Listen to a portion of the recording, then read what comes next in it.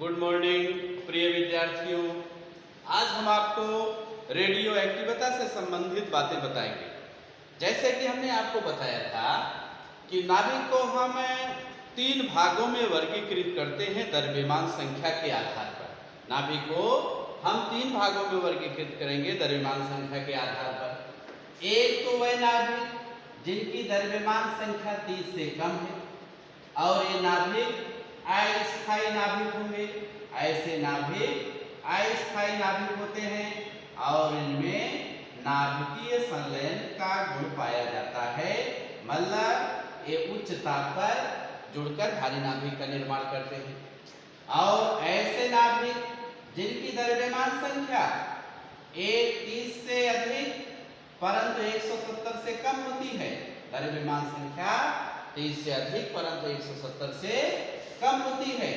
जो ऐसे नाभिक होते हैं वह नाभिक स्थायी नाभिक होते हैं, और ऐसे नाभिकों में नाभिकीय विखंडन अथवा संलयन का गुण नहीं पाया जाता है। और ऐसे नाभिक जिनकी द्रव्यमान संख्या 170 से अधिक होती है, जिनकी द्रव्यमान संख्या 170 से अधिक होती है, ऐसे नाभिक अस्थायी नाभिक होते हैं। और इन नाभिकों में नाभिकीय विखंडन का गुण पाया जाता है। ऐसे भी नाभिक होते हैं प्रकृति में जो उच्चतम द्रव्यमान संख्या होती है, जैसे यूरेनियम, थोरियम, पोलोनियम, अर्थात उच्चतम द्रव्यमान संख्या वाले जो नाभिक होते हैं, उन नाभिकों में अदृश्य अल्फा बीटा और गामा किरणों का उत्सर्जन सदैव होता रहता है। और इस प्रकार के नाभिकों के अल्फा बीटा और गामा कणों के उत्सर्जन के कारण नए नाभिक का निर्माण होता है। और इसी गुण को हम रेडियो एक्टिविटी कहते हैं।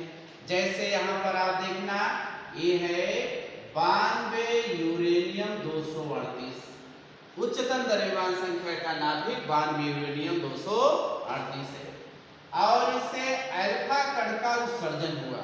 अल्फा कण का मतलब ये हुआ हीलियम का नाभिक। इससे 90 थोरियम 234 के नाभिक का निर्माण होता है। कहने का मतलब है यूरेनियम 238 से अल्फा कण के उत्सर्जन के पश्चात थोरियम के नाभिक का निर्माण होता है। और यह स्वतः होता है, इसे किसी बाह्य ऊर्जा की आवश्यकता नहीं होती है। और जिसमें अल्फा बीटा गामा अथवा अदृश्य किरणों के उत्सर्जन के कारण स्वतः नए नाभिक का निर्माण होता है। ऐसे पदार्थ को हम रेडियो एक्टिव पदार्थ तथा इस गुण को हम रेडियो एक्टिविटी कहते हैं। रेडियो एक्टिविटी का मतलब यह है कि उच्चतम द्रव्यमान संख्या वाले जो नाभिक हैं उनमें अदृश्य किरणों का उत्सर्जन। अदृश्य किरण कौन सी है? अल्फा, बीटा और गामा।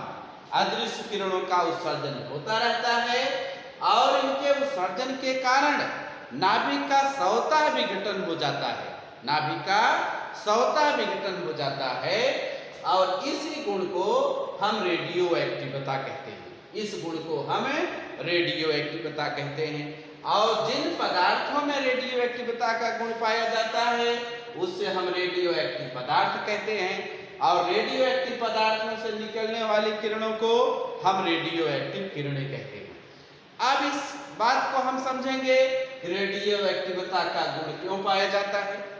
अब जो उच्चतम द्रव्यमान संख्या वाले नाभिक हैं, चाहे उदाहरण के तौर पर हम 92 यूरेनियम 238 का उदाहरण ले रहे हैं, इसमें प्रोटॉन की संख्या 92 है। और यहाँ हम न्यूट्रॉन की संख्या देखें तो न्यूट्रॉन की संख्या बराबर 238 माइनस 92 बराबर 146। यहाँ पर न्यूट्रॉन की संख्या 146 है और प्रोटॉन की संख्या 92 है। हमें पता है कि जो नाभिकीय बल कार्य करता है वह प्रोटॉन और न्यूट्रॉन के मध्य लगने वाला प्रबल आकर्षण बल है। चूंकि यहाँ प्रोटॉन की संख्या कम है, न्यूट्रॉन की संख्या अधिक है, इसलिए नाभिकीय बल में असंतुलन उत्पन्न हो जाता है और इसी असंतुलन के कारण उस नाभिक का स्वतः विघटन होता रहता है और इसी विघटन को हम रेडियो एक्टिवता कहते हैं। इसी विघटन को हम रेडियो एक्टिवता कहते हैं। संक्षेप में ऐसा कोई भी नाभिक हो जिनमें प्रोटॉन की संख्या न्यूट्रॉन की संख्या के लगभग समान है, वह तो स्थायी नाभिक है और इस प्रकार के नाभिक में ना तो विघटन का गुण पाया जाएगा, ना विखंडन का गुण पाया जाएगा, ना संलयन का गुण पाया जाएगा, जिनमें प्रोटॉन और न्यूट्रॉन की संख्या लगभग समान होती है, समान होती है। सिर्फ हाइड्रोजन परमाणु ऐसा परमाणु होता है जिनमें न्यूट्रॉन कण नहीं पाया जाता है, सिर्फ प्रोटॉन पाया जाता है। और इसके अलावा जितने भी परमाणु होते हैं या तो न्यूट्रॉन की संख्या प्रोटॉन की संख्या के समान है और या तो न्यूट्रॉन की संख्या प्रोटॉन की संख्या से अधिक है। कभी भी हाइड्रोजन परमाणु को छोड़कर किसी भी परमाणु में प्रोटॉन की संख्या न्यूट्रॉन की संख्या से अधिक नहीं होती है, प्रोटॉन की संख्या न्यूट्रॉन की संख्या से अधिक नहीं होती है। और इस प्रकार से जितने अधिक संख्या में परमाणु के नाभिक में न्यूट्रॉन कण पाए जाते हैं, वह नाभिक उतना अस्थायी होता है। और जिसमें उच्चतम संख्या में न्यूट्रॉन कणों की संख्या प्रोटॉन से ज्यादा होती है, इनके विखंडन के लिए किसी बाह्य ऊर्जा की आवश्यकता नहीं होती है और स्वतः विघटित होते रहते हैं। मतलब जो इनका नाभिकीय विघटन है, नाभिकीय विघटन है, यह स्वतः होता रहता है और इसे किसी बाह्य ऊर्जा की आवश्यकता नहीं होती है। और इसी नाभिकीय विघटन को, विखंडन नहीं, विघटन को हमें रेडियो एक्टिवता कहते हैं। जो एक नाभिकीय विखंडन है, इसे हम रेडियो एक्टिवता कहते हैं। मतलब रेडियो एक्टिवता एक प्रकार का नाभिकीय विखंडन है जिसके लिए किसी बाह्य ऊर्जा की आवश्यकता नहीं होती है और यह स्वतः अनवरत काल तक हमेशा होता रहता है और इसे ही हम रेडियो एक्टिवता कहते हैं। अब यहाँ रेडियो एक्टिव पदार्थों से 3 प्रकार की किरणें निकलेंगी, अल्फा, बीटा और गामा।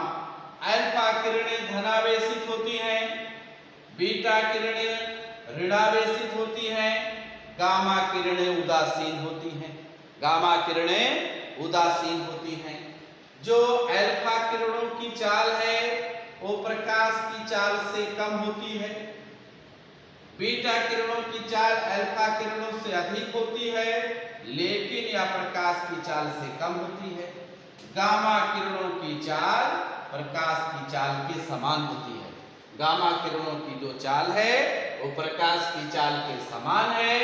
जैसा आपको पता है प्रकाश की चाल 3 × 10⁸ मीटर प्रति सेकंड होता है। प्रकाश की चाल यहाँ 3 × 10⁸ मीटर प्रति सेकंड होता है। अब यहाँ पर जो अल्फा किरणें हैं, अल्फा किरणों की आयनन क्षमता सबसे अधिक होती है। आयनन क्षमता मतलब परमाणुओं को आवेशित करने की क्षमता सबसे अधिक होती है। बीटा किरणों में आयनन क्षमता तो पाई जाती है लेकिन यह अल्फा किरणों से कम होती है, जबकि गामा किरणें उदासीन होने के कारण इसमें कोई आयनन क्षमता नहीं पाई जाती है। फिर इसके बाद वेधन क्षमता। वेधन का मतलब आर पार होना। अल्फा किरणों की वेधन क्षमता सबसे कम होती है, बीटा किरणों की वेधन क्षमता अल्फा किरणों से अधिक होती है और गामा किरणों की वेधन क्षमता सबसे अधिक होती है। जो गामा किरणें हैं उनकी वेधन क्षमता सबसे अधिक होती है। जो गामा किरणें हैं उनकी वेधन क्षमता सबसे अधिक होती है। अब यहाँ पर आपको ध्यान रखना है कि जो रेडियो एक्टिविता का गुण है यह एक स्वतः नाभिकीय अभिक्रिया है, जबकि जो नाभिकीय विखंडन का गुण है यह कोई स्वतः नाभिकीय अभिक्रिया नहीं है। इसके लिए बाह्य ऊर्जा की आवश्यकता होती है, जबकि रेडियो एक्टिविता के लिए किसी बाह्य ऊर्जा की आवश्यकता नहीं होती है। जैसे हम यहाँ नाभिकीय विघटन या रेडियो एक्टिवता और नाभिकीय विखंडन में अंतर करना चाहे तो पहला अंतर यह है रेडियो एक्टिवता एक स्वतः नाभिकीय अभिक्रिया होती है। यह एक स्वतः नाभिकीय अभिक्रिया होती है। यहाँ स्वतः नाभिकीय अभिक्रिया होती है, जबकि विखंडन के लिए बाह्य ऊर्जा की आवश्यकता होती है। जो नाभिकीय विखंडन है यह कभी स्वतः नहीं होता है, इसके लिए बाह्य ऊर्जा की आवश्यकता होती है। अब समानता क्या है कि रेडियो एक्टिवता में एक नाभिक से दो नाभिक का निर्माण होता है, जबकि विखंडन में भी एक नाभिक से दो नाभिक का निर्माण होता है। अब तीसरी जो और भी महत्वपूर्ण बात है, रेडियो एक्टिवता एक स्वतः नाभिकीय अभिक्रिया होती है जो हमेशा चलती रहती है। इसके लिए बहुत अधिक समय की आवश्यकता होती है, बहुत अधिक समय की आवश्यकता होती है। जबकि नाभिकीय विखंडन है, जब हम न्यूट्रॉन कणों की बौछार करते हैं यह अति शीघ्र संपन्न होती है, मतलब सेकंड के 10 करोड़वें भाग में लगभग 10⁻⁸ सेकंड में संपन्न होती है। जो रेडियो एक्टिवता है बहुत अधिक समय में संपन्न होती है, जबकि नाभिकीय विखंडन है बहुत शीघ्र संपन्न होता है। और चौथा जो इसमें खास बात है, रेडियो एक्टिवता बहुत अधिक समय में संपन्न होने के कारण इसमें उत्पन्न ऊर्जा नगण्य होती है।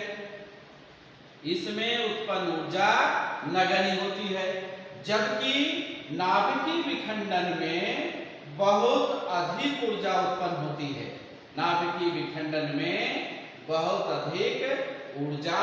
उत्पन्न होती है। धन्यवाद।